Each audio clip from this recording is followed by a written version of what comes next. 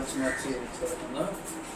Please turn to John's Gospel, chapter 1, verse 15 to 34. Let us read all together, automatically. యోహాను సువార్త 3వ అధ్యాయము 18 నుంచి 30. దానికంటే కూడా మనం 19 నుంచి చదువుకున్నాము. మనం తప్పించారు కాబట్టి నేను ఏమన్నా అడుగుతాడు యోగులు ఎరుసలేము నుండి యాజకులు వేయులని యోహాను పంపినప్పుడు అప్పుడు ఇచ్చిన సాక్ష్యం ఇదే. గట్టి చదవండి.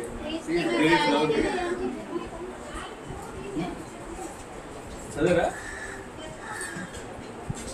యోహాను సువార్త 1వ అధ్యాయం 19 వచ్చింది, నేను చదివాను. 20 వచ్చింది, నేను చదవండి. కాగా వాడు, మరి నీవెవరు, నీవు ఏలియావా అని అడుగుగా అతడు కానని. కాబట్టి వాడు చదవండి.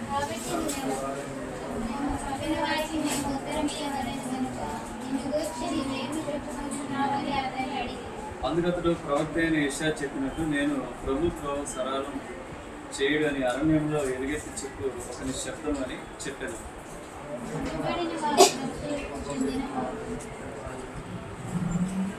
వారు నీవు క్రీస్తువైనను ఏలియావైనను ఆ ప్రవక్తమైనను కాని ఎడదా ఎందుకు బాప్తిస్మం ఇచ్చున్నావని అతను అడుగుగా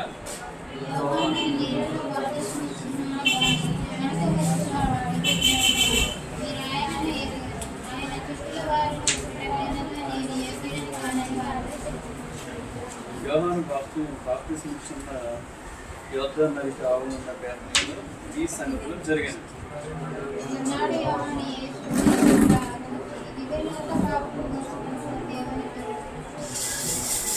నా వెనుక ఒక మనుషుడు వస్తున్నాడు, ఆయన నాకంటే ప్రముఖుడు, నాకంటే మొదటి వాడు ఆయనని. నేను ఎవరి వచ్చి చెప్పిన ఆయనే ఈయన.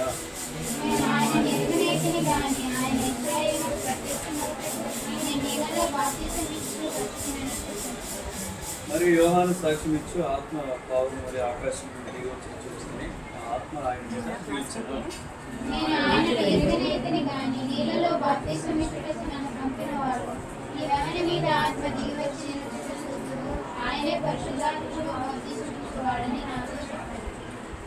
ఈయనే దేవుని కుమారుడని నేను తెలుసుకొని సాక్ష్యం ఇచ్చి నన్ను చాలు స్టాప్ చేయండి. గమనిస్తే ఇందులో ఏమన్నారంటే బాప్తిస్మం ఇచ్చి యోహాను ఉన్నారు. తర్వాత ఆయన ఎవరి గురించి చెప్తున్నారంటే యేసుక్రీస్తు వారి గురించి సాక్షిస్తూ ఉన్నాడు. ఆయన ఎవరని చెప్తా ఉందంటే ఇదిగో లోక పాపంలో మోస్తుంది. ఎందుకు యేసు ప్రభు లోక పాపంలో మోసుకోవాలి ఎవరు చెప్తారా? ఎందుకు ఆయన మీద వేసుకోవాలి ఎవరు చెప్తారా?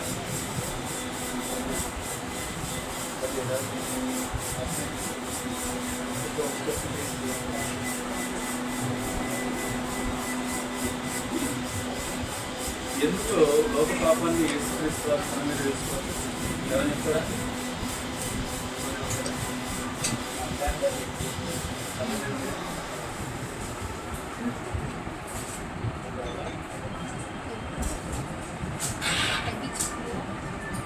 పాపం అంటే ఎవరని చెప్తారే?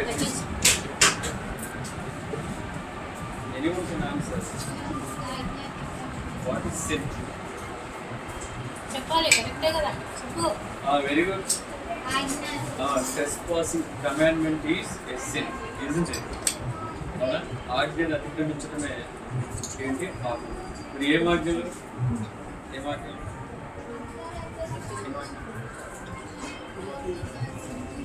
ఆజ్ఞలు అంటే ఏంటి?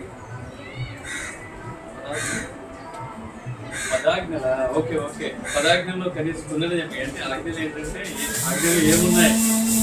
ఆజ్ఞలు అంటే ఎలా ఉంటాయి చెప్పండి. డూస్ అండ్ డు నాట్స్ అంతేనా? కొన్ని చేయాలి, కొన్ని చేయవచ్చు. అబద్ధం ఆడాలి, ఇది మంచిదా? కాదు. అబద్ధం ఆడకూడదు, ఇదేంటిది? ఒక ఆజ్ఞ. మోసం చేయకూడదు, ఇది ఆజ్ఞ. పొరుగు వారిని ఆశించకూడదు, ఇది ఒక ఆజ్ఞ. ఇట్లా 10 కమాండ్మెంట్స్ అనేవి ఇందులో చూస్తాం. మొత్తం నిబంధనకు వచ్చేసరికి చాలా ఉంటాయి. సరే, మొత్తానికైతే ఆజ్ఞాతిక్రమమే పాపని ఉపయోగించేస్తాం. ఇప్పుడు ఎందుకు యేసుక్రీస్తు లోక పాపాన్ని మోసుకోవాలో ఒక ఆటలో ఒక బాబున్నాడు ఈ కథలో. ఆ బాబు పేరు తల్లి. బాబు పేరేంటి లాస్ట్ నేను అడుగుతాను, మీరు క్లీన్గా మీరు అబ్జర్వ్ చేయకపోతే వినకపోతే మనకి మీరు జవాబు చెప్పలేదు.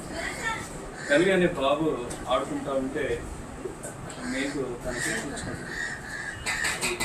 చిలుమంటే ఫస్ట్ దానికి పట్టుకొని ఉంది. అది గుచ్చుకున్నప్పుడు ఏమవుతుంది? జనరల్గా నిర్లక్ష్యం చేస్తూ వచ్చాడు. ఏం కాదు పుచ్చుకొని వెళ్ళిపోతూ వచ్చాడు. మరి రస్ట్ ఏం చేస్తా సెప్టిక్ అవుతా లేదా? ఇప్పుడైతే మనం ఏమిస్తాం వెంటనే ఇంజక్షన్ ఉంది. ఏంటది? టీటీ అంటారు కదా, టీటీ వేస్తారు. మొత్తానికి అయితే మనం సెప్టిక్ కాకుండా ఉంటుంది. ఆ బాబుకి ఏమైందంటే అతను అనుకున్నాడు తగ్గిపోతుంది అనుకున్నాడు, కానీ పుండు ఏమైపోతా వచ్చింది, పెద్దదవుతా వచ్చింది. ఇది దేనికి సంబంధించినటువంటి పుండు? గాయం దేనికి అవుతుంది చెప్పండి? శరీరానికి గాయం అవుతుంది, అంతే కదా. ఈ శరీరానికి గాయం అయితే అది చక్కగా నిర్లక్ష్యాన్ని బట్టి పెద్ద అయింది, దానికి మందు వాడాడు, తగ్గిపోయింది. మరి అన్ని శరీరానికే గాయాలు అవుతాయి, ఇంకా ఎక్కడ వేరే చోట ఎక్కడ గాయాలు అవుతాయి? లోపల అంటే ఏముంటుంది? మానవ శరీరం లోపల ఉండేది ఏంటి? ఆత్మ, హృదయాంతరంగా ఉండేటటువంటి లోతైన ప్రదేశం ఏంటంటే ఆత్మ. మనం కూడా ఎప్పుడు వాటికి ఎప్పుడు గాయం కలుగుతుందంటే ఇప్పుడు మనం కూడా ఏం చేస్తామంటే పుండు లాంటి మాటల ద్వారానో లేకపోతే కోపం ద్వారానో ద్వేషం ద్వారానో మనం ఏం చేస్తామంటే మనం కూడా ఏం చేస్తాం, ఎదుటివారిని గాయపరుస్తూ ఉంటాం. అది కలిగి మనం కూడా గాయాలు పొందుతూ ఉంటాం. అంతరంగంలో మనం పుండ్లు కలిగి ఉన్నటువంటి మనుషులు. సరే, వాళ్ళు ఏం చేస్తూ వచ్చారు? కర్రీ మందుతో దాన్ని ఏం చేయగలుగుతూ వచ్చారు. మరి హృదయానికి సంబంధించినటువంటి గాయాలు మరి పోవాలంటే మనం ఏం చేయాలి చెప్పండి? హృదయంలో ఎన్ని పుండ్లు ఉంటాయి బైబిల్లో చెప్తా వచ్చింది. ఎన్ని ఉంటాయంటే హృదయంలో 13 రకాల రోగాలు ఉంటాయి. మార్క్స్ వార్తలో ఒక చోట రాస్తారు, 7వ అధ్యాయంలో 21-22 వచనాల్లో కోపం కానీ, ద్వేషం కానీ, పగ కానీ, హింస కానీ, అసూయ కానీ, గర్వం కానీ, అహంకారం కానీ, విచారం కానీ, దొంగతనం కానీ, మోసాలు కానీ, ఇవన్నీ మానవుని యొక్క అంతరంగంలో ఉంటాయి. మరి మానవుని యొక్క అంతరంగాన్ని ఎవరు బాగు చేయగలరంటే మన తర్వాత ఉంటాం. సరే, మొట్టమొదటి అయితే శరీరానికి సంబంధించిన గాయానికి అయితే మందు. తదుపరి మన పూర్వీకులైనటువంటి ప్రజలు ఎవరు? మన పూర్వీకుల ప్రజలు గాడ్ పర్స్పెక్టివ్లో చెప్తున్నారు. దేవుని దృక్కోణంలో చెప్పండి, మన పూర్వీకులు అంటే ఎవరు? మన పితరులు అంటే ఎవరు? ఇజ్రాయేల్ తెలుగు అంతేనా? యోధా ప్రజలు లేదా ఇజ్రాయేల్ ప్రజలు అంతేనా? అయితే వాళ్ళు ఏం చేస్తూ వచ్చారు? దేవుడు వాగ్దానం చేసిన రీతిగా, దేవుడు అనుమతించిన రీతిగా 400 సంవత్సరాలు ఎవరు బానిసత్వం ఉంటూ వచ్చారు? ఐగుప్తు బానిసత్వం ఉంటూ వచ్చారు. ఎవరు బానిసత్వం ఉన్నారు? ఐగుప్తులు చెరలో ఉన్నారు. అవునా? చెరలో ఉండి వాళ్ళు ఎన్ని బాధలు పడ్డారో మనం చోట చూస్తాం. నిర్మాకాండము 2వ అధ్యాయము. మీకు ఇది సీరియస్ కాబట్టి ఇంత బొమ్మతో చెప్పడం అనేది వాస్తవంగా మాకైతే చాలా కష్టమే. నేను VBS తీసుకొని 5 years అవుతుంది. లాస్ట్ ఇయర్ కూడా మా దగ్గర VBS పెట్టాం, కానీ నేను తీసుకొని నడిపించాను. కానీ నాకైతే లేదు, కానీ అన్న అడిగినప్పుడు కాలం లేక మేము అర్థం చేసుకొని అనిపిస్తే ఇక్కడికి వచ్చాను. సరే, ఏదైతేనే నా ప్రయత్నం నేను చేస్తానో నిర్గమకాండం 2వ అధ్యాయము 23-24 వచనాలు చదవండి. చదవగలిగిన వాళ్ళు కొంచెం క్లియర్గా చదవండి. Exodus chapter 2 verse 23 and 24. అలాగున అనేక దినములు జరిగిన మీదట ఐగుప్తురాజు చనిపోయాను. ఇశ్రాయేలు తాము చేయుచున్న వెట్టి పనులను బట్టి నిట్టూపులు విడుచు మొరపెట్టుచుండగా తమ వెట్టి పనులను బట్టి వారు పెట్టిన మొర దేవుని వద్దకు చేరెను. కఠినమైనటువంటి బానిసత్వంలో ఉంటూ వచ్చారు. ఎవరైనా బానిసత్వంలో ఉన్న వాళ్ళు సంతోషం కలిగి ఉంటారా? చెరలో ఉన్న వాళ్ళు, జైల్లో ఉన్న వ్యక్తిని ఎప్పుడైనా పోయి ఆర్ యూ హ్యాపీ అంటే ఏమంటారు చెప్పండి? అంటే చెప్పండి, ఏం చెప్తారు చెప్పు. ఐఎమ్ నాట్ హ్యాపీ అంటాడు కదా, అవునా కదా. మీరు సంతోషంగా లేదంటాడు, ఎందుకు? చెరలో ఉన్నాడు, బంధకాల్లో ఉన్నాడు కదా. మరి వారి కొరకు దేవుడు ఎవరిని పంపిస్తా వచ్చాడు? Yes, the answer. Oh, yes, yes, absolutely, it is correct. ఎవరు పంపాడు? మోషేని వారికి విమోచకుడుగా ప్రవక్త అయినటువంటి మోషేని పంపించి వారిని విడిపించడానికి ఎన్ని తెగులు రప్పించాడు ఐగుప్తు దేశంలో? ఏంటండి, ఎన్ని డిసీజెస్ అనుమతించాడు? అది వెరీ గుడ్, కరెక్ట్ ఆన్సర్. 10 తెగుళ్ళు వచ్చాయి, అవునా? ఆ 10 తెగుళ్ళ ద్వారా దేవుడు ఐగుప్తులో అద్భుత ఆశ్చర్య కార్యాలు జరిగించి వారందరినీ కూడా ఎర్ర సముద్రాన్ని దాటించి ఎక్కడికి తీసుకొచ్చాడు? ఫస్ట్ డెస్టినీ ఎక్కడికి వచ్చారు వాళ్ళు? ఎర్ర సముద్రం దాటారు, అయిపోయింది. తర్వాత ఎక్కడికి వచ్చారు? ఎక్కడికి వచ్చారు? వస్తుంది. నీ పేరేంటి? వస్తుంది, జవాబు దగ్గరకు వచ్చేస్తుంది, చెప్పడమే కదా. సీనాయి పర్వతం దగ్గర తీసుకొచ్చారు. నిర్మాకాండం 17 సీనాయి పర్వతం. అక్కడ 1 year ఉంటారు. లేవి కాండానికి ముందు వాళ్ళు 1 year అక్కడ గడుపుతారు. గడిపినప్పుడు దేవుడు ఏం చేస్తా వచ్చాడంటే మోషే ద్వారా ఏం చేస్తా వచ్చాడు? ఎన్ని ఆజ్ఞలు ఇచ్చాడు? ఇప్పుడు ఎన్ని ఆజ్ఞలు ఇచ్చాడు? 10 ఆజ్ఞలు ఇచ్చాడు. వాటి తర్వాత కొన్ని ఆజ్ఞలు అందులో లోతుగా కొన్ని ఉంటాయి. తర్వాత మనం చదువుకుంటే లేవి కాండం కానీ, తర్వాత ద్వితీయోపదేశం కానీ, చాలా ఆజ్ఞలు కనిపిస్తాయి. కానీ ముఖ్యంగా మాత్రం అక్కడ ఎన్ని కనిపిస్తాయంటే 10 ఆజ్ఞలు కనిపిస్తాయి. 10 ఆజ్ఞలు కనిపించినప్పుడు, ఆజ్ఞ అతిక్రమించినప్పుడు అప్పుడు ఏం చేసేవాళ్ళు? ఆజ్ఞ అతిక్రమించినప్పుడు అప్పుడు ఉన్నటువంటి రెమెడీ ఏంటంటే, ఎవరైనా దొంగలు వద్దు అన్నారు. ఎవరైనా దొంగతనం చేస్తే దానికి ఉన్నటువంటి రెమెడీ ఏంటి? పరిష్కారం ఏంటి? పాత నిబంధన ప్రకారం, according to old testament, if a man committed sin, what is the remedy? చెప్పండి, మీకు తెలుసు, నేనేం కొట్టున్నాను. I don't scold you, even I don't beat you. Just tell me.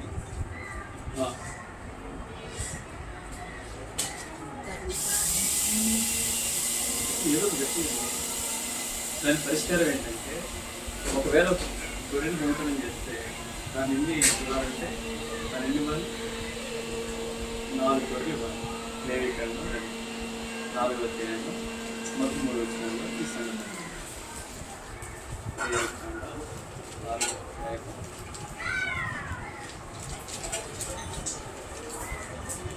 ఇక్కడ కొన్ని విషయాలు మనం రాయటం చదువుతాము. 4వ అధ్యాయంలో ఫస్ట్ ఏం చేయాలంటే, ఇక్కడ కొన్ని రాస్తారు అనమాట. అక్కడ ఏం చేయాలంటే 4 ఇవ్వటమే కాకుండా ఇంకేం చేస్తాడంటే, చదవండి, ఇక్కడ పొరపాటున చేయడానికి కార్యం చేసి పాపి అనే ఎడల ప్రజలు అపరాధులు ఉన్నట్లు అభిషిక్తుడనే యాజకుడు పాపం చేసినాడు. తాను చేసిన పాపంకే నిర్దోషమైన కోడెదూడని యెహోవాకు. సరే, దానికంటే ముందు ఇంకో చోట మనం చూస్తాము, అనేక ప్రయాణం రాయబడుతూ వచ్చింది. సరే, ఏమైనా లేఖనాలను మీకు చూపిస్తే ఎక్కువ టైం తీసుకొచ్చేమో కానీ నేను చెప్తాను, జాగ్రత్తగా. ఒక గొర్రెకి బదులుగా ఎన్ని గొర్రెలు ఇవ్వాలి? 4 గొర్రెలు ఇవ్వాలి. ఇది మోషే ధర్మశాస్త్రం ప్రకారం. అప్పుడు ఇచ్చేస్తే ఏమైపోతుంది? తన పాపానికి ఏమైపోతుంది? పరిహారం దొరికింది. అప్పుడు ఏం చేస్తారంటే, ఒకవేళ తెలిసి చేసినా తెలియక చేసినా అప్పుడు దానికి ఏం చేస్తారంటే, మళ్ళీ అందరం ఒకవేళ దొంగతనానికి అయితే ఈ విధంగా చేస్తారు. ఆ విధంగా కాకుండా ఒకవేళ తప్పు చేశాడు అనుకోండి, పాపం చేశాడు అనుకోండి, ఆ పాపాన్ని బట్టి ఏం చేయాలంటే ఒక కోడిదోడు మనం ఏం చేయాలి? బలిగా ఇవ్వాలి. ఆ బలిగా ఇచ్చే సమయంలో బలి పెట్టిన విధంగా ఉంటుంది. దీన్ని కొన్ని కర్త చేస్తారు, దానిపైన ఇతడి పొడిగింపబడతా వస్తుంది. దీని మీద తీసుకొచ్చి ఏం చేస్తారంటే, ఏం చేస్తారు? ఏదైతే కోడిదోడు ఉందో కోడిదోడుని తీసుకొచ్చి ఏం చేస్తారంటే, యాజకుడు పిలుస్తాడు. ఎవరైతే పాపం చేస్తారో వాళ్ళు పిలిచి ఆ దూడ మీద ఏం పెట్టుకుంటాడు? చేపెట్టినప్పుడు తన పాపాలన్నీ ఎవరు తీసుకుంటున్నట్లు? ఏదైతే బలిస్తున్నారో, ఫర్ ఎగ్జాంపుల్ ఇదే అనుకోండి, దీని మీద చేపెట్టినప్పుడు దాని మీదకి ఆపాదించబడతాయి పాపాలు. అంటే తన పాపానికి రీప్లేస్మెంట్ ఎవరంటే ఈ కోడెదోడు. ఈ కోడెదోడును వధించి యాజకుడు ఏం చేస్తారంటే అన్నింటి మీద స్ప్రింకిల్ చేస్తారు. బ్లడ్ ఏం చేస్తారు? స్ప్రింకిల్ చేస్తారు. అక్కడ ఉన్నటువంటి అన్ని పరికరాల మీద ఆల్మోస్ట్ ఏం చేస్తారంటే అతి పరిశుద్ధ స్థలంలో ఇప్పుడు వెళ్ళి బ్లడ్ని స్ప్రింకిల్ చేస్తారు. చమురుతాడు, లేకపోతే ఏం చేస్తారంటే ఇట్లా చమర్తం అంటే తెలుసా? అయితే అప్పుడు ఏం దొరికినట్లు తనకి? తన పాపానికి ఏం దొరికినట్లు? పరిహారం దొరికినట్లు, తన పాపం నుంచి విడిపించబడినట్లు. కానీ ఇక్కడ పాపం నుంచి ఆయన నిజంగా బయటకు వచ్చాడా? ఆ స్వభావం నుంచి బయటకు వచ్చాడా అంటే లేదు. కానీ పాపాలు ఏమవుతా వచ్చాయంటే తాత్కాలికంగా తప్పివేయబడతా వచ్చాయి, కానీ శాశ్వతంగా పాపాలు తీసివేయబడటం అనేది జరగలేదు కదా. ఇలా జరుగుతూ వచ్చింది. ఇలా జరుగుతా చాలా వరకు కూడా మలాకి గ్రంథం వరకు కూడా మనకు ఈ విధంగానే కొనసాగుతున్నప్పుడు ఏమైంది? మానవుని యొక్క పాపాలు వాటి ద్వారా అలా చేస్తున్నప్పటికీ కూడా బలిస్తున్నప్పటికీ కూడా ఏం జరుగుతూ వచ్చింది? రండి, హెబ్రీ పత్రిక 10వ అధ్యాయం 3-4 వచనాల్లో మాట్లాడుతుంది. హెబ్రీ పత్రిక 10వ అధ్యాయము మొదటి 3 వచనాలు త్వరగా నేను చదువుతాను, వినండి. మీరు త్వరగా చదవట్లేదు. ధర్మశాస్త్రం రాబోతున్న మేలు చేయగలదే కానీ ఆ వస్తువులో నిజ స్వరూపం కలది కాదు కనుక ఆ యాజకులు ఏటేటా ఎడతెక్కకుండా అర్పించి ఒకటే విధమైన బలు వాటిని తెచ్చువారికి ఎన్నడూ సంపూర్ణ సిద్ధి పాపాలు పోయిన నిశ్చేత వాటి ద్వారా దొరకడం లేదు. తర్వాత అలాగూ చేయగలిగిన ఎడల సేవించి వారు ఒక్కసారి శుద్ధపరచబడిన తర్వాత వారి మనస్సాక్షికి పాప జ్ఞప్తి ఇకను ఉన్నది కనుక వాటిని అర్పించడం మానదు కదా. అయితే ఆ బలులు అర్పించడం చేత ఏటేటా పాపములు జ్ఞాపములకు వచ్చుచున్నవి. ఏలైనగా ఎడ్ల యొక్కయో మేకల యొక్కయో రక్తము పాపములు తీసివేయట సాధ్యం. వాళ్ళు ఈ విధంగా చేస్తూ వచ్చారు, కానీ ఇయర్స్ టుగెదర్ సంవత్సరాల తరబడి వాళ్ళు చేస్తూ వచ్చారు, కానీ వాళ్ళు పాపాలు పోయిన నిశ్చయిత వారికి దొరకట్లేదు. కేవలం పాపాలు ఇప్పుడు కొన్ని కమ్మేస్తారు, కొన్ని కప్పెట్టారు. అంటే బుట్టలో కానీ గంపులో కానీ కప్పెట్టారా? రెస్పాండ్ చేశారా? కప్పెట్టినప్పుడు అది అట్లే ఉంటుందా? కోడి లేకపోతే ఇంకేమైనా మారిపోతారు, లేకపోతే కోడి మాయమైపోతారు. అట్లే ఉంటే పాపాలు కూడా ధర్మశాస్త్రం ఏం చేస్తా వచ్చిందంటే పాపాన్ని మానవుని యొక్క హృదయం నుంచి తీసివేయ లేకపోతా వచ్చింది. కేవలం తాత్కాలికంగా పాపాలకి ఏం దొరుకుతా వచ్చింది? పరిష్కారం దొరుకుతా వచ్చింది. వాళ్ళు బలులే చేయని కానీ, లేకపోతే రక్తం చిందించినది కానీ, ఏవి కోడలు కానీ మేకలు కానీ రక్తము, పాపాలకు శాశ్వతమైనటువంటి పరిష్కారం మానవుని యొక్క అంతరంగం శుద్ధి కాపడలేదు. కేవలం పాపాలు కప్పివేయబడుతూ వచ్చాయి. మరి దీనికి ఏంటి పరిష్కారం? మానవుడు సంపూర్ణంగా పాపం నుంచి బయటకు రావాలంటే ఏంటి పరిష్కారం? ఒక వ్యక్తి యొక్క జీవితం ద్వారా మనం తెలుసుకోవచ్చు. ఆయన ఎవరంటే జక్కయ్య. ఎన్నో అధ్యాయం ఉంటుంది జక్కయ్య గురించి? ఎన్నో అధ్యాయం ఉంటుంది బైబిల్లో జక్కయ్య గురించి? ఈవెన్ ఏ బుక్ లో ఉంటుంది చెప్పండి. నాట్ రీడింగ్ బైబిల్ ఎట్లా? ఏ బుక్ లో ఉంటుంది? నూతన నిబంధనలు లూకా సువార్త, వెరీ గుడ్ కదా. చాప్టర్ 19, వెరీ గుడ్ కదా. లూకా సువార్త 19వ అధ్యాయం,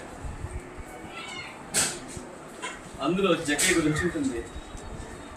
జక్కయ్య గురించి ఒక్క మాటే మనం చదువుకొని నేను ఎక్స్ప్లెయిన్ చేస్తాను మీకు. ఎందుకంటే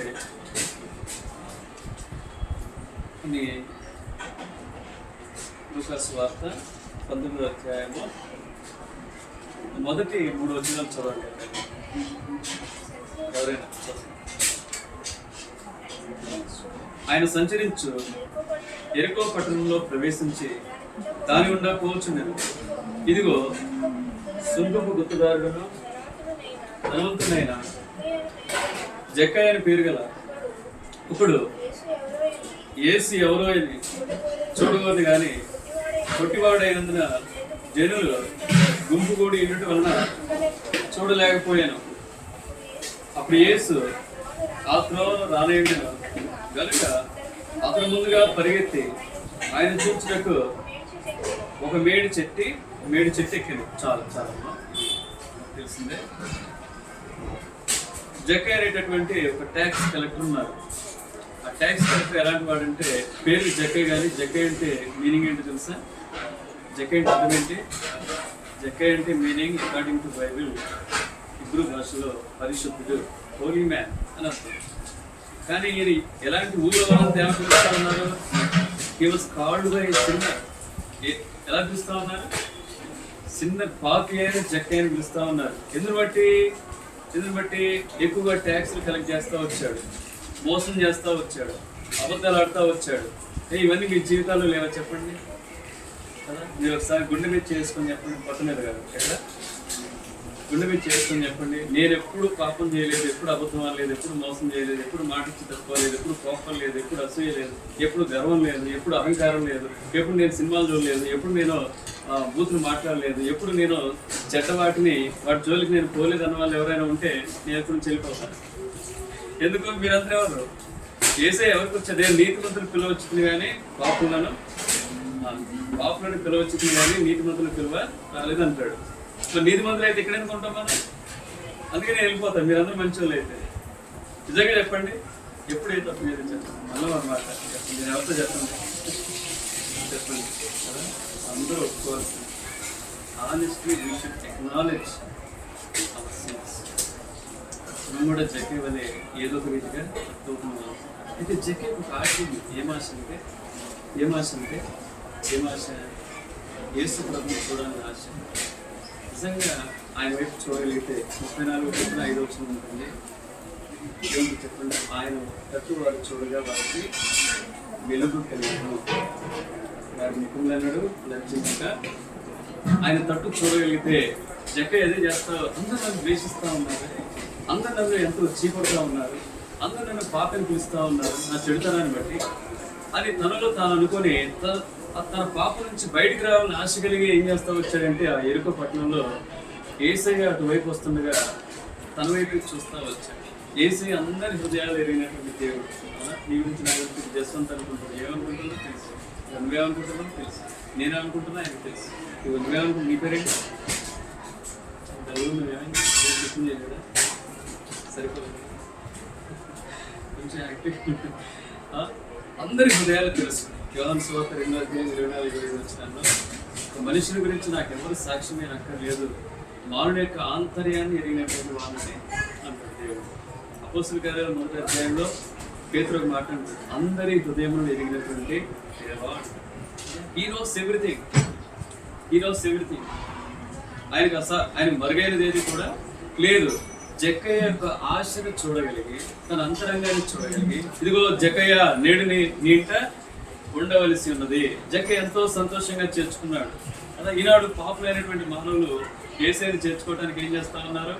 ఒకవేళ ఇదే అనుభవంలో నీవు ఉంటే ఎవరైనా కావచ్చు, దేవుడు ఒకటే అడుగుతా ఉన్నాడు. జక్కయ్య తన హృదయ పాపాన్ని, హృదయంలో ఉన్నటువంటి చెడుతనాన్ని, ఆ పుండ్లని, అవి స్రవిస్తున్నటువంటి గాయాల్ని, తన రోతపు జీవితాన్ని, తన కంపు జీవితాన్ని జక్కయ్య చూడగలిగాడు. దాని నుంచి బయటకు రావాలని కోరికలుగుతూ వదిలిపెట్టాలని ఇష్టపడతా వచ్చాడు. ఒకవేళ ఈ బెస్కి వచ్చినటువంటి నీవు ఈ 2వ దినాలు ఒకవేళ ఇలాంటి హృదయంతో ఉన్నట్లయితే సామెతలు 23:26 మాట ఉంటుంది, నాకు మారుడా నీ హృదయం నాకు. నేను ఎవరు దొంగతనాలు చేస్తాను తెలియదు కానీ ఇప్పుడు చేయట్లేదులే. వేసే నమ్ముకుంటారు మానేసాను. బాగా ఇప్పుడు డిగ్రీ వరకు వేసే నమ్ముకోవాలి. పీజీలో నేను ఉస్మానియా యూనివర్సిటీ క్యాంపస్లో ఎంఎస్సీ ఫిజిక్స్ చేస్తున్న ఫస్ట్ ఇయర్లో నేను అక్కడ EU మినిస్టర్ అని మీకు తెలుసా, ఇవాంజలికల్ యూనియన్ అని ఎడ్వర్డ్ విలియమ్స్ చూడండి, ఆ EU ద్వారా నేను రక్షణ పొందుతూ వచ్చాను. అప్పుడు నేను అంతకుముందు ఊళ్ళో పెద్ద దొంగనే. నన్ను ఊళ్ళో ఏమన్నా వీడ మొత్తం మాయ చేయాలి, కొబ్బరి బొండాలు మాయ, నాటుకోళ్ళు మాయ చేసేది, ఊళ్ళో ఉన్నటువంటి ఏమైనా క్రికెట్ బంతులు మాయ చేసేదాన్ని కదా, ఛానల్లో ఏమైనా కంకులు ఉంటాయి కదా అన్నీ మాయ చేసేది. ఒకసారి ఏం చేశారంటే, ఒకసారి మా ఇంటి ఇంటి వేరే భాగంలోనే మొక్కజొన్న కంకులు వేస్తూ వచ్చాయి. రాత్రి నేను, ప్రజార బాబు, చిరంజీవి, తర్వాత కొండ, 4 దోస్తులు. అది ఈరోజు ఏం చేద్దామంటే కంకులు తెచ్చి మార్కెట్లో అమ్ముకుందాం 10 బస్తాలు అనుకొని 4 బస్తాలు కొట్టిపోయి టప్ప ఇరుస్తా ఉన్నాం. మా ఇంటి వెనక వేరే వాళ్ళదే మోసే, వాళ్ళ ఇంటి పేరేంటి, అతని పేరేంటంటే మోసే వాళ్ళ చీర. అందులో మేము ఇరుస్తా ఉన్నాం. ఈ అలికిడికి మా అమ్మ ఏమైందండి, మా అమ్మ గట్టి కేకలు వేసింది, ఓ మోసే గారు మీ చేతిలో దొంగలు పడ్డారని కేకలు వేసింది. ఆయన 4 కొడుకులు ఉన్నారు, గంగరాజు, ప్రసాద్, ప్రభాకరు, ఆదాము, 4 కొడుకులు ఉన్నారు. ఆ 4 కొడుకులు కంచికి 4 వైపులు వచ్చేసరికి ఆ 3 చదువుకున్నారు. నేను దొరికిపోయా. పట్టించింది ఎవరు? మామే పట్టించింది. మా అమ్మ ఎంతో దర్జాగా ఏమంటే దొంగలు పట్టించాలని సంతోషంగా వస్తాను ఇంట్లో నుంచి. ఆవిడ దొరికింది ఎవరు? నేనే దొరికాను. మాకు తల ఒక 500 జరిమానా విధిస్తా వచ్చాను. అలాంటి నేను వేసే నమ్ముకున్న తర్వాత ఒకరోజు నేను టీచర్ని కల్లూరులోని గవర్నమెంట్ హై స్కూల్లో ఫిజిక్స్ చెప్పాను. ఒకరోజు స్కూల్లో ఒక మేడం అనిరాలే ఏదో ఫంక్షన్ పెట్టి వెళ్ళిపోయి వాళ్ళు ఆర్నమెంట్స్ వేసుకుంటారు కదా, ఆర్నమెంట్స్ వేసుకొని దాదాపుగా approximately 4 lakhs rupees cost of ornaments, 4 లక్షల విలువైనటువంటి ఆభరణాలు ఆమె ఏం చేస్తా వచ్చింది, బళ్ళు వదిలిపెట్టి వెళ్ళిపోయింది. నేను అదే ఊళ్ళో ఉంటాను, పక్కనే ఉంటాను. సాయంకాలం క్రికెట్ ఆడుకొని ఆ తర్వాత నేను స్వార్థ పోయటం కానీ తీర్థం కానీ మాకు అలవాటు. అదే టైంలో ఆమె ఫోన్ చేసి, సార్ మరి మీ దగ్గరే ఉంటారు కదా, కొంచెం స్కూల్కి వెళ్ళి గమనించండి అంటే, పోగానే మొత్తానికి ఉంది పర్సన్ నేను ఓపెన్ చేసి చూసాను. అందులో ఏముందో నాకు చెప్పలేదు కానీ చాలా ముఖ్యమైనది సార్. అది ఓపెన్ చేస్తూ చూస్తే 4 lakhs విలువైనటువంటి ఆర్నమెంట్స్. మళ్ళీ క్లోజ్ చేసి మేడం ఆర్నమెంట్స్ ఉన్నాయి కదా, ఇట్లా మర్చిపోతే ఎట్లా అని చెప్పేసి అనుకుని తన నెక్స్ట్ తర్వాత తన చేతిలో తన ఆర్నమెంట్స్ అన్ని అనుకుని ఏసై నా జీవితంలో నిజంగా ఆర్నమెంట్స్ ఏమైపోయాయి మీరే చెప్పండి. ఏ గోల్డ్ షాప్లో ఉండేవి వేరే బార్ షాప్లో ఉండేవి. ఏసై నా జీవితం మార్చాడు. ఆ మేడంతో చెప్పారు, యేసు ప్రభువుని నన్ను మార్చుకోకపోతే ఈనాడు ఇలాంటి ఒక తిరిగి ఇచ్చే స్వప్నం నాలో ఉండేది. కాబట్టి జక్కయ్య తన జీవితంలో మార్పును ఆశించాడు. తన పాపం నుంచి బయటకు రావాలని ఇష్టపడ్డాడు. యేసయ్య వస్తా ఉంటే ఆశగా చూశాడు. యేసయ్య ఆశగల ప్రాణాన్ని తృప్తిపరిచే దేవుడు. జక్కయ్యని వచ్చి జక్కయ్య ఇంటికి వచ్చి ఏమని అన్నాడు జక్కని చెప్పండి, ఏమని అన్నాడు చెప్పండి. మనం ఏమంటాం చెప్పండి, ఏదైనా తప్పు చేసేవాడిని నాన్న మాట్లాంటాం కదా, నువ్వు నరకానికి పోతావు, నువ్వు ఇట్లా అయిపోతావు, నువ్వు ఎట్లా అయిపోతావు అంటాడు. కానీ యేసయ్య ఎంత ప్రేమమేడో ఒక్క మాట కూడా జక్కయ్య దుర్మార్గుడు అయినప్పుడు కూడా ఒక్క మాట లేదు. ఎప్పుడైతే యేసయ్య తన జీవితంలోకి వచ్చాడు, తన హృదయంలోకి వచ్చాడు, తన హృదయంలో ఏం రావటం మొదలైంది, ఏ చేంజ్, ట్రాన్స్ఫర్మేషన్, మార్పు రావటం మొదలైంది. ఏమన్నా అన్నాడు, బెదిరించాడా? ఏమన్నా. జక్కయ్య తన పాపాన్ని ఒప్పుకున్నాడు. ఎలా చెప్పగలవు? ఎవరైతే పాపాన్ని ఒప్పుకుంటారో దాన్ని విడిచిపెట్టడానికి ఇష్టపడతారు. ఎవరైతే పాపాన్ని ఒప్పుకున్నారో వారి యొక్క ప్రవర్తన, వారి యొక్క మాటలు, వారి యొక్క క్రియలన్నీ కూడా మారిపోతాయి. జక్కయ్య ఏమన్నాడు వెంటనే, నేను ఎవరి వద్ద అయితే అన్యాయంగా తీసుకున్నానో వానికి మరలా 4 గంటలు, అది లా ప్రకారం, ధర్మశాస్త్ర ప్రకారం ఆయన ఇవ్వవలసిందే. ఆ తర్వాత నా ఆస్తిలో సగం ఎవరికి ఇస్తా ఉన్నాను, బీదలకు ఇస్తా ఉన్నాను. వెంటనే యేసయ్య అయినటువంటి మాట ఏంటి చెప్పండి, ఇదిగో ఇతను కూడా అబ్రహాము కుమారుడే, నేడు ఇంటికి ఏమొచ్చింది, రక్షణ వచ్చింది. ఎంత గొప్ప ఆధిక్యత, ఎంత గొప్ప ఆధిక్యత. మరి జక్కయ్య పాపాలు ఎలా క్షమించబడ్డాయని మీరు నమ్ముతున్నారు చెప్పండి. ఇప్పుడు ఫస్ట్ చూస్తేనేమో ఐగుప్తు ప్రజల కొరకు, అంటే ఇజ్రాయెల్లో ఉన్నటువంటి ఐగుప్తులో ఉన్నటువంటి ఇజ్రాయెల్ ప్రజల కొరకు మోషేని పంపించారు. మరి తర్వాత గొర్రెకి బదులుగా గొర్రెల దొంగతనం చేయబడ్డాయి, గొర్రెలు ఇస్తా వచ్చారు. తప్పు చేసిన మానవునికి బదులుగా ఒక కోడిదోడిని బలిస్తా వచ్చారు. ఆ రక్తం ద్వారా ఏమవుతా వచ్చాయంటే తన పాపం కడగబడతా వచ్చింది, కప్పివేయబడతా వచ్చింది. కానీ మానవుని యొక్క కోరిక కదా చెప్పండి, కాదు కదా. ఇప్పుడు మన కాలికి పెండెంట్ ఉంది, పెండెంట్ అప్పుడు ఏం చేస్తాం, తుడుచుకొని వెళ్ళిపోతామా? మీరే చెప్పండి. చెప్పండి ఏం చేస్తుంది చెప్పండి. అట్లే ఉంచుకుంటావా చెప్పండి. లేకపోతే ఒక మన సరే మా బాబు ఉన్నాడు, సరే 5 years బాబు ఉన్నాడు, ఆడుకుంటాడు. నేను అంటాను, అరే మురికాలు ఉందిరా, డోంట్ గోదే, వెళ్ళొద్దురంలో పడతావరా అని చెప్తాను. వాడు పొరపాటు వెళ్ళాడు, మురికాలలో పడ్డాడు. వాడు తప్పు తెలుసుకున్నాడు, మురికాలలో నుంచి అది మొత్తేది కాదు, కంగారు పడద్దు, కొంచెం లోతే ఉంది. ఆ మురికాలో నుండి వాడు ఏమంటున్నాడంటే, సారీ డాడీ, ఎంత చెప్పినా నేను వెళ్ళలేదు, ఐ హ్యావ్ మిస్టేకెన్, నేను తప్పు చేశానంటే, ఓకేరా నేను క్షమించాను, బాయ్ బాయ్ అంటాను. నేను బాయ్ బాయ్, రేపు వస్తాను ఏం చెప్పానా? ఏ ఫాదర్ అయినా ఏం చేస్తారు చెప్పండి, ఏ బుద్ధున్న నాన్న ఏం చేస్తారు చెప్పండి, ఒరే నేను క్షమించాను లేరా, ఇంకా గోతులోకి బయటికి రారా, ఇదిగో చేయబట్టుకో, లేకపోతే ఇది పట్టుకో, ఇదిగో నేను లేపుతాను పదాని. ఒకవేళ తండ్రి కూడా ఏం చేస్తాడు చెప్పండి, గోతులో కూడా దిగి ఆ కొడుకుని పైకి తీసుకొచ్చి ఏం చేస్తాడు, రారా అని చెప్పేసి ఇంట్లో కూర్చోబెడతారా, రిమూవ్ యువర్ క్లోత్స్ అంటాడు.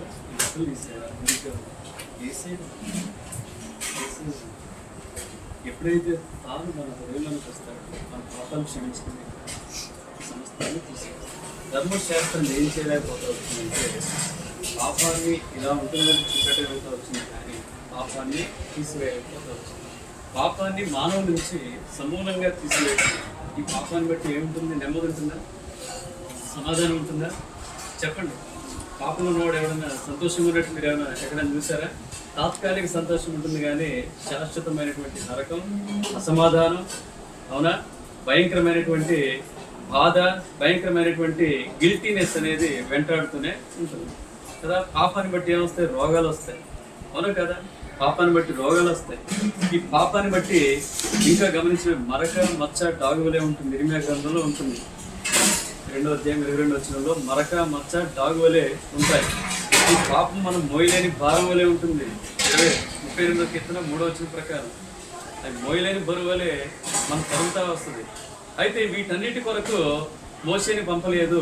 సాక్షాత్తు తండ్రి అయినటువంటి దేవుడు గలతీ పత్రిక 4వ అధ్యాయము ఎవరు పంపాడంటే ప్రభువైన యేసుక్రీస్తు వారిని. 4వ అధ్యాయము 4-5 వచనాలు చదవండి. పౌలు భక్తులు గలతీ పత్రిక 5 నిమిషాలు నేను వదిలేస్తాను. గలతీ పత్రిక 4వ అధ్యాయము 4-5 వచనాలు చదవండి. అయితే కాలం పరిపూర్ణమైనప్పుడు దేవుడు తన కుమారుని పంపింది. ఎంత గొప్ప ఆధిక్యతండి! మీ కొరకు, నా కొరకు. ఎవరైతే ఇంకా పాపాల్లో కొనసాగుతున్నారో, ఎవరైతే రహస్యమైన పాపాల్లో కొనసాగుతున్నారో, ఇంకెవరైతే మీరు సెల్ ఫోన్లో కానీ చూస్తున్నారు, ఇంకా ఎవరైతే మీరు చీటింగ్ చాటింగ్లని మొబైల్ ఫోన్లో చేస్తా ఉన్నారు, ఇంకా అబద్ధాలు మోసాలతో ఉన్నారు, ఎవరైతే ఇంకా పాపంలో కొనసాగుతూ కూడా యేసు ప్రభుని వెంబడిస్తూ కూడా తమ పాపం జీవితాన్ని కప్పించుకొని నడుచుకుంటున్నారో వారందరి కొరకు ఎవరొచ్చారు? తన కుమారుడైనటువంటి యేసుక్రీస్తు వారిని ఈ లోకానికి పంపించాడు. ఆయన ఈ లోకానికి వచ్చాడు. ఈ లోకానికి వచ్చి నీవు నేను శాశ్వతంగా పాపం నుంచి బయటకు రావడానికి ఏం చేస్తా వచ్చాడు? గొరిపిన రక్తం కాదు, మేకల రక్తం కాదు, కోడెల రక్తం కాదు, ఎడ్ల రక్తం కాదు, తన సొంత రక్తాన్నే మన కొరకు. అవునా కదా? సొంత రక్తాన్ని ఎంతగా ప్రేమించాడు గురించి మిమ్మల్ని కానీ శాశ్వతమైన ప్రేమతో ప్రేమించాడు. తన ప్రేమంతటినీ కలవరిస్తుంది. 2 చేతులకి అటక చీల, 2 కాళ్ళ గెలుపు ఒక చీల, తలపై ముళ్ళ కిరీటం, ప్రక్కలో పల్లె కోటు, 39 ఒకటి తక్కువ 40 39 వరుణాది పద్ధతులు, శరీరం అంతా గాయాలు, రక్కివేయబడ్డారు, దుందివేయబడ్డారు. ఇవన్నీ ఎవరి కొరకు? ఇవన్నీ ఎవరి కొరకు? నీ కొరకే, నీ కొరకే. ఎంతకాలం నీ పాపంలో ఉంటావు? ఎంతకాలం పాపంలో కొనసాగుతూ నెమ్మది సమాధానం లేకుండా ఉంటావు? ఎంతకాలం ఈ పాప భారాన్ని మోస్తావు? ఎంతకాలం పాపంలో ఉంటూ నీ జీవితాన్ని నష్టపరుచుకుంటావు? పాపంలో వచ్చే జీతం ఏమన్నాడు? ఏలైనగా పాపంలో వచ్చే జీతము మరణము, మరణం ద్వారా నిత్య నరకంలో అగ్ని ఆరదు, పురుగు చావదు. అలాంటి భయంకరమైన స్థలానికి నీవు నేను పోకుండా ఉండాలంటే యేసు ప్రభు యొక్క రక్తమే మనకు శరణ్యం తప్ప వేరొక మార్గమేమే లేదు. ఆయనే ఈ లోకానికి వచ్చి, అందుకే నేను ఇదిగో లోక పాపములు మోసుకొని పోవు దేవుడి గొరికలుగా ఈ లోకానికి వచ్చాడు. 33 సంవత్సరాలు పాపం లేనివాడుగా నిరూపించబడ్డాడు. కలువరి శిలువలో తన నిర్దోషమైన హెబ్రీ పత్రిక 7:20 రేపటితో వచ్చింది. నిర్దోషి, నిష్కల్మషుడు, పాపుల్లో చేరక ప్రత్యేకంగా ఉన్నవాడైనటువంటి ఆ యేసయ్య రక్తం క్రిందికి నువ్వు రాగలిగితే 1 యోహాను 1:7 ప్రకారము యేసు రక్తము ప్రతి పాపము నుండి ఏం చేస్తుంది? మనల్ని పవిత్రులుగా చేయండి. ఎంత అంటే నీ పాపాలు ఎంత ఎరణమైన యెషయా గ్రంథం 1:18 మార్చదు. ఎంత భయంకరమైన, ఇప్పటి వరకు నువ్వు అంగీకరించకపోయినా, ఇప్పటి వరకు కూడా నీ పాపాన్ని ఒప్పుకోకుండా నువ్వు అలానే ఒక క్రైస్తవ కుటుంబంలో కుమారుడుగా, కుమార్తెగా చలామణి అవుతూ, నా దగ్గర బైబిల్ ఉంది, మా అమ్మ నాన్నలో దేవుని నమ్ముకున్నారు, వాళ్ళు రక్షణ పొందారు, వారు మారు మనసు పొందారు, వారు బాప్తిసం తీసుకున్నారు, వారి గొడుగున లేకపోతే వారి కొంగు పట్టుకోనో, లేకపోతే వారి బట్టలు పట్టుకోనో, వాళ్ళు చేయి పట్టుకోనో, వాళ్ళ కాలు పట్టుకోనో పరలోకానికి పోలేవు. వ్యక్తిగతంగా నీ పాపాలు ఏం కావాలి? క్షమించబడాలి. నువ్వు మారు మనసు పొందాలి, రక్షణ పొందాలి. ఇక్కడ ఏమంటాడు? ఫస్ట్ స్టెప్ అన్నమాట. 18వ వచనం, యెహోవా ఈ మాట సెలవిస్తున్నాడు, రండి మనం వివాదం తీర్చుకుందాము. మీ పాపములు రక్తం వలె ఎర్రనివైనను, అవి హిమము వలె. ఈ రోజు వరకు పాపాన్ని బట్టి నీ హృదయం ఎలా ఉంటే, ఎలా ఉంది? ఇక్కడ తెల్లని హృదయం మీద నలుగు మచ్చలు ఉంటే ప్రభు ఏం చేస్తారంటే, ఇది ఎట్లా ఉంది? అందమైన హృదయం. అంటే ఏ మరకలు మచ్చలు లేనటువంటి తెల్ల పేపర్ వంటి జీవితాన్ని నీకు ఇవ్వగలరు. ఒక అక్క నన్ను అడుగుతా వచ్చి, నేను పరిచయం చేస్తాను కదా, అక్కడ అడుగుతా వస్తున్నా, యేసు రక్తం ఏమో ఎలా ఉంటుంది? ఎర్రగా ఉంటుంది. ఆ రక్తంతో మన పాపాలు కడితే మరి రక్తపు రంగులోనే రావాలి కదా, మనం ఎంత ఎమ్మ మళ్ళీ తెల్లగెట్టు అవుతా ఉంది. నేను కూడా అక్క నేను కూడా 2 ప్రశ్నలు వేస్తాను, నువ్వు జవాబు చెప్తాను. నువ్వు ఏ సబ్బు వాడతావు అట్లాగే ఇంకే సబ్బు వాడతాను, సర్ఫెక్స్ వాడతాను అన్నది సూపర్గా వాచ్ చేస్తాను. సరే మరకలు ఏ రంగులో ఉంటాయి? నలుపు రంగులో ఉంటాయి. మరి సబ్బు ఏ రంగులో ఉంటుంది అక్క అంటే బ్లూ రంగులో ఉంటుంది. మరి బ్లూ రంగు సబ్బుతో ఉతికినప్పుడు మరి ఏ రంగులోకి రావాలి? మరి ఎందుకక్క బయటకు వస్తాయి? ఒక సబ్బుకే ఇంత శక్తి ఉన్నప్పుడు యేసు ప్రభు యొక్క రక్షణ కొరకు నీకు ఎందుకక్క ఇంత ఆలోచనలు, ఎందుకంత ఆలోచనలు అని చెప్పినప్పుడు తమ్ముడు ఇప్పుడు నాకు అర్థమైంది అని చెప్తా వచ్చు. కాబట్టి ఆయన రక్తానికి అసాధ్యమైంది. కాబట్టి యవనస్తులైన మీరు వీబీఎస్కి వచ్చామంటే పోయామంటే ప్రభు యొక్క రక్తం మీకు కాల్చారు. ఆ రక్తానికి ఉన్నటువంటి శక్తి ఏంటో, ఆ రక్త ప్రోక్షణ క్రిందకి మీరు వస్తే మీరు పొందబోయేటటువంటి పాప క్షమాపణ అనుభవం ఎలాంటిదో మీరు వ్యక్తిగతంగా ఎదుగుతారు. ఒక వ్యక్తి గురించి నేను చేసి ముగిస్తాను. ఆయన పేరేంటి? Billy Graham. ఆయన పేరేంటి ఎప్పుడైనా విన్నారా? ఏ దేశం అయింది? వాళ్ళ దేశం అంటారా? ఏ దేశం? మా స్కూల్లో పిల్లడు అంటే ఏ ఊరు అంటే మా ఊరు అంటారు. అది మీ ఊరు తెలుసులేరా, మీ ఊర్లోనే ఉంటావు కానీ ఏ ఊరు మీదంటే అప్పుడు చెప్తాడు అనమాట. వాడు మెలికేజ్ చెప్తాడు అనమాట. బిల్లీ గ్రాండ్ అమెరికాకి చెందినటువంటి ఎవాంజలిస్ట్, సువార్తిక. ఆయనంత ఆశామాషిగా యేసు ప్రభువుని అంగీకరించలేదు. తల్లిదండ్రులకి మంచి పౌల్ట్రీ ఉండేది, అంటే పాల కేంద్రం అది కూడా ఉండేది. పాలు కోళ్ళు ఇవన్నీ సమృద్ధిగా వాళ్ళు చేసేవాళ్ళు, బిజినెస్ వాళ్ళు. అమ్మ నాన్న రక్షణ పొందారు, దేవుని సేవ చేస్తూ ఉంటారు నాన్నగారు బిజినెస్ చేసుకుని. అయితే ఎవరు వాళ్ళకి అంతా ఉన్నా సరే, అన్ని ఆస్తిపాస్తులు ఉన్నా సరే, ఎప్పుడు కూడా వెళితిగానే తల్లిదండ్రులు కనిపించారు. వాళ్ళ ఇంటికి వచ్చినటువంటి దైవజనుడు ఒకసారి అడుగుతూ వచ్చాడు వాళ్ళ నాన్నగారిని, ఏమంటే మీకు అన్నీ ఉన్నాయి కదా, మీరు ఎంతో బ్లెస్డ్ ఫ్యామిలీ అని చెప్పేసి అన్నప్పుడు తల్లిదండ్రులు బాధపడి ఏమున్నా నాకు తెలుసు, మా బాబు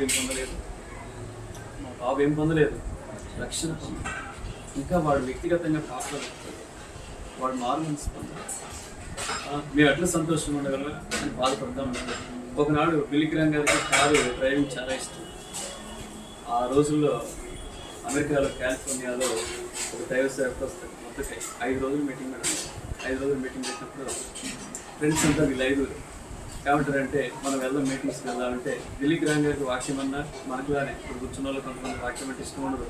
దాని బదులు టీవీ చూస్తూ ఉంటారు, షార్ట్ చూస్తూ ఉంటారు, లేదా ఫేస్బుక్ అంటారు, లేకపోతే ఇన్స్టాగ్రామ్ అంటారు, లేకపోతే వాట్సాప్ చాటింగ్ అంటారు, లేకపోతే ఇంకా ఏలో లేదా పరిస్థితులు ఇంకా రకరకాల యాప్స్ వచ్చాయి, వాటిలో మునిగి వెళ్తారు కానీ దేవుని వాక్యాన్ని విలువ. అట్లే బిల్లీ గ్రాండ్ గారు కూడా ఇష్టం లేదు. అప్పుడు వాళ్ళకి ఆఫర్ చేస్తూ వచ్చారు. కార్ డ్రైవింగ్ అంటే చాలా ఇష్టం. ఒరే మనం వెళ్తున్నాం కరెక్టే కానీ కార్ డ్రైవింగ్ చేయాల్సింది నువ్వే అంటారు. ఏం చేస్తారు బిల్లీ గ్రాండ్ గారు? సరే అని చెప్పేసి వెళ్తారు. మొదటి రోజు వర్తమానం అయిపోతాయి. ఎవరైనా తీర్మానం చేసుకున్నారా? లేదు. రెండో రోజు వర్తమానం అయిపోతాయి. కొంచెం దేవుని వాక్యం ఏం చేస్తా ఉంది? పని చేయటం మొదలుపెట్టి.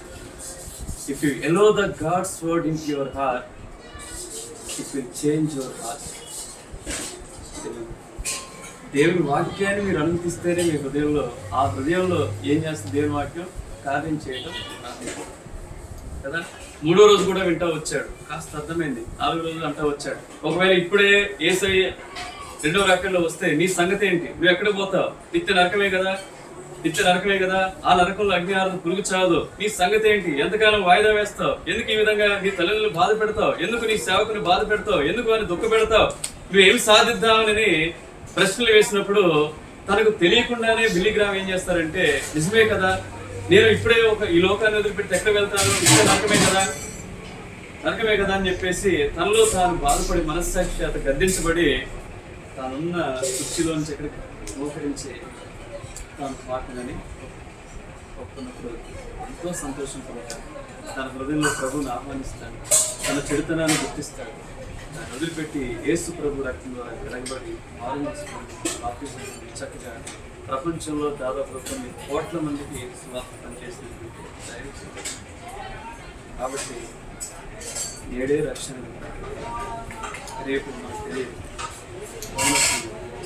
ఈ దశను ఉపయోగించుకొని ఈ హృదయాల్లో ప్రభు ఇంత ఖర్చు చేస్తా ఉంది, ఇంత శ్రమ పడతా ఉంది. దేని కొరకు చెప్పండి? యోగాస్వాత 15 ఆఖరి రక్షింపబడితే పరలోకం ఏం కలుగుతుంది? ఒక వ్యక్తి మారు మనసు కొంత పరలోకం ఏం కలిగితే సంతోషం. వాళ్ళకైనా సంతోషం. మీరు రక్షణ పొందితే మీరు నిజంగా దేవుని బిడ్డలుగా, కుమారులుగా, కుమార్తెగా మారితే మీ తల్లిదండ్రులు ఎంత సంతోషపడతారు, మీ అమ్మ ఎంత సంతోషపడుతుంది, ఎప్పుడైనా ఆలోచించారు? మీ నాన్న ఎంత సంతోషపడతారు, మీకు వాక్యం చెప్పేటటువంటి దైవ సేవకులు ఎంత సంతోషపడతారు? పరలోకంలో ఉన్నటువంటి ఎవరెవరు ఉంటారు పరలోకంలో? తండ్రి అయిన దేవుడు, తన కృపాశ్రమంలో యేసయ్య, తర్వాత అక్కడ 24 మంది పెద్దలు, 1,00,00,000 దేవదూతలు, 4 జీవులు, అవునా కదా, శరాపులు, కెరూబులు, అదే పరలోక సమూహం అంతా కూడా ఏం చేస్తారు చెప్పండి? సార్ మనం జ్ఞాపకం చేసుకుందాం. ఫస్ట్ ఇశ్రాయేలు ప్రజల కొరకు ఎవరు వచ్చారు? తర్వాత దొంగతనం చేసిన వారి కొరకు ఏంటి రెమెడీ? 4 ఒక గొర్రెను దొంగతనం చేస్తే 4 గొర్రెలు. తర్వాత తెలుసో తెలియకో పాపం చేస్తే ఒక కోడిదోడు యొక్క రక్తాన్ని నుంచి నివృత్తి చేయాలి. పాపం నుంచి ఏం చేయాలి? పాపానికి పరిష్కారంగా దాన్ని బలివ్వడం జరుగుతుంది. మరి నీ పాపానికి నా పాపానికి పరిష్కారం ఏంటి చెప్పండి? అవి ఆయన పని చేస్తాయా? అవి పాపాలు కప్పివేసాయి, కానీ పాపాలు ఏమన్నాడు చెప్పండి? February 12:8 అంటాడు, 8:12 అంటాడు. ఏమంటాడు? ఇక నీ పాపాలు ఎన్నటికీ నేను జ్ఞాపకం చేసుకో. ఒక్కసారి ఒకటే బలి. ఇక మొత్తం కూడా ఏమైపోయింది? ఈ రోజు వరకు కూడా 2025 సెప్టెంబర్ 26, ఈరోజు 25. ఇప్పుడు సమయం ఎంత అవుతుంది? 11 గంటలు అనుకోండి. 11 గంటల వరకు కూడా ఇప్పటి వరకు కూడా నువ్వు చేసినటువంటి ప్రతి పాపాన్ని కూడా యేసయ్య ఏం చేస్తాడు? క్షమించి ఇంకేం చేయాలి? జ్ఞాపకం. ఇంకేమన్నా మీకా 7:19 అన్నాడు, నేను మీ దోషములన్నీ పాపములన్నీ సముద్ర అగాధంలో పడవేసి. ఎవరన్నా సముద్ర అగాధంలో టైటాన్ షిప్ పడిపోయింది, ఎవరు తీయగలిగారా? అంతగా అంటాడు. ఇంకా 103వ కీర్తన 12 ఏమంటాడు? తూర్పుకి ఎంత దూరమో అంతగా నీ పాపాలను నేను దూరపరిచి. ఇంకా యెషయా గ్రంథం 38:17-18 చూస్తే ఏమంటాడు చెప్పండి? నీ వీపు వెనుక ఏం చేస్తూ వచ్చాను? మీ దోషములను, మీ పాపములను నేను పారవేస్తాను. వీపు నాకు ఏమైనా కనపడతాను? ఇంత మంచి దేవుడు, నమ్మదగిన వాడు, ఆధారపడినవాడు, నిన్ను ప్రేమించి లోకానికి వచ్చినవాడు, మనందరి కొరకు ప్రాణం పెట్టినవాడు, మన నీతిమంతులుగా పరిశుద్ధులుగా చేయడానికి 3వ దినాలు తిరిగి లేచినటువంటి దేవుడు. కాబట్టి దేవుణ్ణి అంగీకరించి మీ పాపాలు ఎవరైనా చే భేదం లేదు, గుర్తుపెట్టుకోండి, ఏ భేదం లేదు, మనమంతా పాపమే. అయితే మేము మాకున్నటువంటి కూర్చున్నటువంటి పెద్దవాళ్ళకి మేమంతా వ్యక్తిగతంగా మా పాపను ప్రభు రక్తాన్ని వేడుకున్నాం, ప్రభు రక్త ప్రోత్సహించి వచ్చాం. యేసయ్య మా పాపానికి అడిగాడు, మా జీవితాలు మార్చాడు. మమ్మల్ని తన పనులు ఏం చేస్తా ఉన్నాడు? వాడుకుంటాడు. కాబట్టి నీవు కూడా ఒక సాధనంగా, ప్రముఖుగా యేసయ్య చేతిలో ఉండాలంటే ఏం చేయాలి? ఫస్ట్ మెట్ ఏంటంటే you should acknowledge your sins. ఏం చేయాలి? ఈ పాపలు పశ్చాత్తాపం, కన్నీరు కాదు. యేసయ్య నన్ను విడిపించిన ప్రభు ఏం చేస్తాడు? తన రక్తంతో నీ పాపలను అనుకుంటున్నాను. ప్రార్థన చేస్తున్నాను.